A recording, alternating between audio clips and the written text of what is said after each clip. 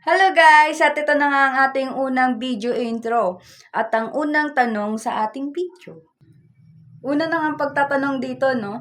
Bakit ko gustong mag-start mag-vlog?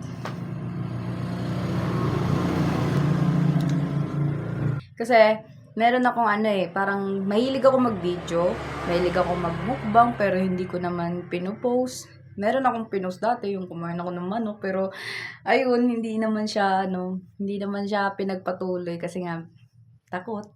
Pero ngayon susubukan natin para ma-face ko din yung takot na meron ako, kumapal din yung mukha, ganun, hindi na ako maging mahiyain, ganun ko tinutulungan yung sarili ko kasi sobrang napakamahiyain ko ngayon, pero ay hindi naman ngayon, kumbaga dati. Ngayon, sinusubukan ko maging makapal ang mukha. hindi yung makapal na mukha na walang hiya. Kumbaga, ito tayo sa part na gusto natin subukan yung mga bago na baka hindi lang tayo ganito, hindi tayo shy talaga.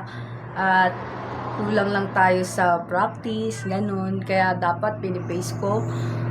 Yun yung naisip ko. At ito yung unang paraan para matuklasan ko o para ma-practice ko yung sarili ko na huwag maging mahiyain din.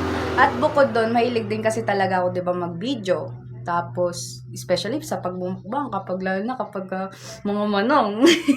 Halata naman sa aking bilbil ng Okay. So, yun na nga. Tapos, medyo mag-ano rin ako ng mga storya, mga tungkol sa akin, ganun.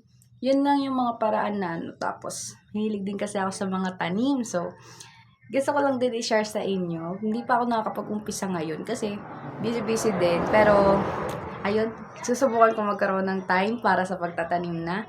At in-order ko na nga sa Shopee yung puto. Oops, hindi tayo sponsored.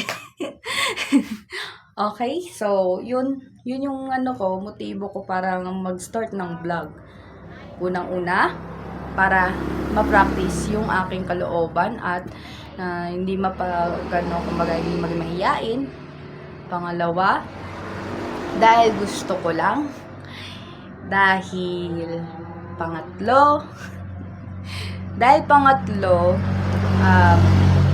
mahilig ako mag-video. At pang-apat,